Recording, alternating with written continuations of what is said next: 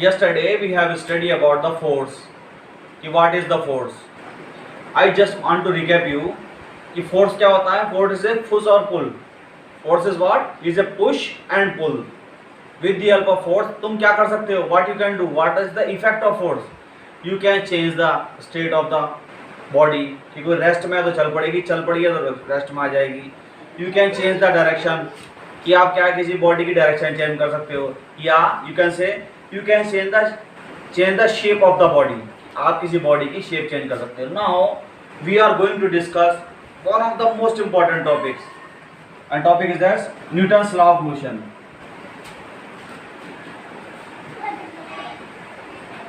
Newton's law of motion.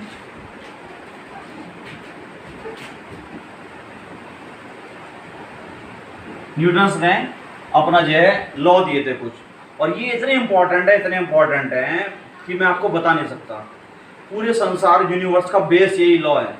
ठीक है, तो इसमें 3 लॉ हैं. There are 3 kinds of law. We will discuss about the first law. First law of motion.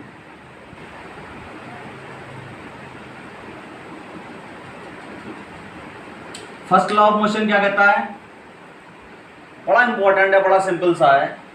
If a body is in rest state it will be in the rest state. If a body is in motion state it will be in the motion state until and unless applied external force. For example कि अगर कोई, मैं ये रख दूं, ये मैंने रख दिया है मार्कर, अभी ये यहाँ रेस्ट में रखा है. फॉर एग्जाम्पल रेस्ट में रखा, तब ये हमेशा 100 साल 2 साल 3 साल तक रेस्ट में रखा रहेगा जब तक मैं इस पर कोई फोर्स ना लगाऊं. तो इसका मतलब क्या हुआ? If a body is in rest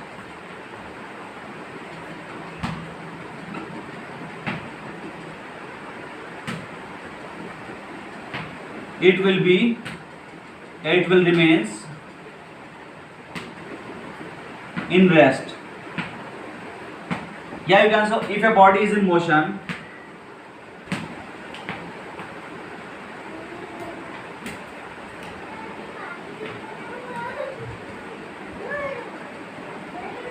it will be in the motion.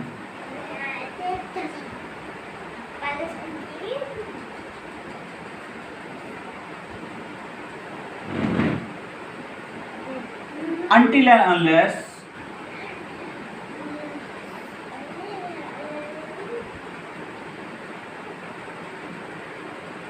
applied external force.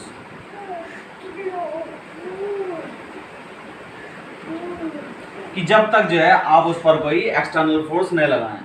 तो मैं बता देता हूँ, if a body is in rest it will be in the rest. कोई बॉडी रेस्ट में तो रेस्ट में रहेगी.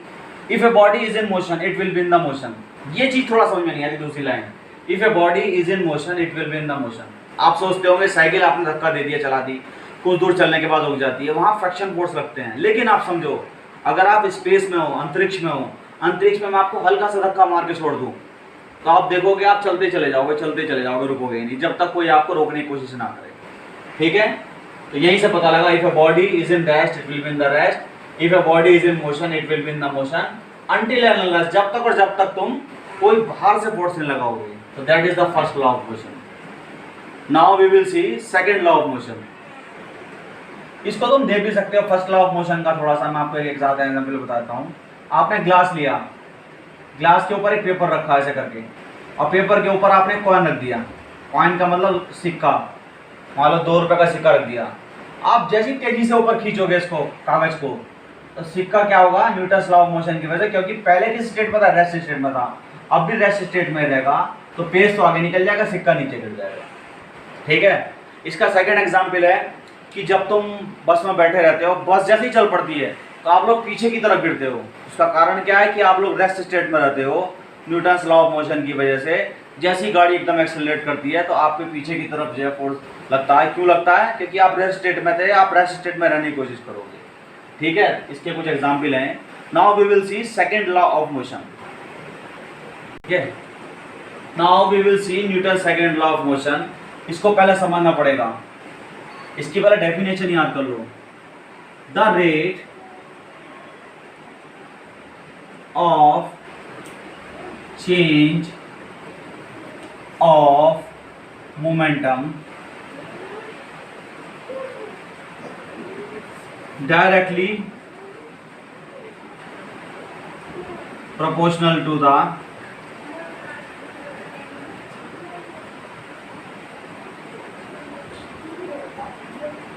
applied force। इसको आप थोड़ा सा याद करना पड़ेगा, याद करने के लिए ज़्यादा बड़ी चीज़ नहीं है। The rate of change of momentum dp upon dt बराबर अप्लाइड फोर्स। अब p इक्वल्स टू क्या होता है, p इक्वल्स टू mv हम डिस्कस करेंगे। p होता है momentum into mass into velocity. p की वैल्यू रख दी हमने d upon dt mv। m हो गया बॉडी का मास, इसको बाहर निकाल लो, dv बाई dt। इसको मैं लिख सकता हूँ एक्सेलरेशन बराबर कितना होता है, change in velocity upon change in time. तो यहीं से इसको लिख देंगे F इक्वल्स टू mv। तो ये दोनों के दोनों लॉ, ये जो है Newton second law of motion, यहीं से इसकी डेफिनेशन निकल जाती है। The rate of change of momentum, momentum को p से डिनोट करते हैं। द रेट ऑफ चेंज क्यों आ रहा है, dp अपॉन dt का रखा है। The rate of change of momentum directly proportional to the external applied force. ठीक है, directly proportional to the external applied force. ठीक है, इसको आप ऐसे समझ सकते हो कि आप जो एक गाड़ी में जा रहे थे 20 की स्पीड से, और मैंने पीछे से एकदम बाहर से फोर्स लगाया बहुत जोर से, और आपकी गाड़ी की स्पीड बढ़ गई। ठीक है, क्योंकि आपकी गाड़ी में क्या आ गया, एक्सेलरेशन आ गया। वो क्यों है एक्सेलरेशन, क्योंकि आपके ऊपर क्या है, एक एक्सटर्नल फोर्स लगा। क्या लगा, एक एक्सटर्नल का मतलब बाहर की तरफ से कोई फोर्स लगाया, एक्सटर्नल फोर्स लगा। तो इसको आपको याद करना है, the rate of change of momentum directly proportional to the applied force. ठीक है, now we will see third law of motion. Now we will see Newton's third law of motion. ये बड़ा आसान है।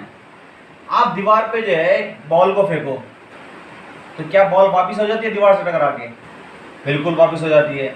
वहीं से पता लगता है एवरी एक्शन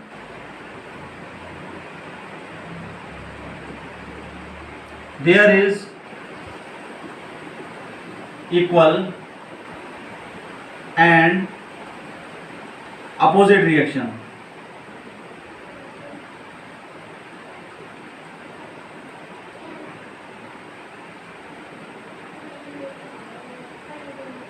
मतलब कहने का क्या है कि जब आप जितना भी एक्शन लगाओगे किसी भी जगह, तो आप पे अपोजिट, इक्वल और अपोजिट रिएक्शन लगेगा। कि अगर मैं इस दीवार पे मुक्का मारूं तो मेरा भी हाथ टूट जाएगा। क्यों, क्योंकि दीवार मेरे पर फोर्स लगाएगी उल्टा। ठीक है, तो इसके जो है आपका होमवर्क क्या है, आपको फर्स्ट लॉ होमवर्क क्या है आपका, एक तो तीनों लॉ याद करना है, learn first, second and third law. ठीक है, और दूसरा क्या हो गया, लर्न करने हैं आपको एग्जाम्पल्स। तीनों लॉ के क्या क्या एग्जाम्पल है आप बुक में से पढ़ो, रीड फ्रॉम बुक।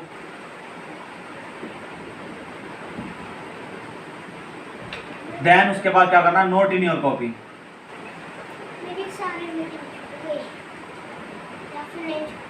तो आपका आज का होमवर्क यही है, first law, second law, third law, Newton's के लॉ हैं। ये सबसे इंपॉर्टेंट है, ये आने ही आने हैं, पेपर में भी आने हैं और हर जगह पूछे जाते हैं, न्यूटन्स लॉ ऑफ मोशन।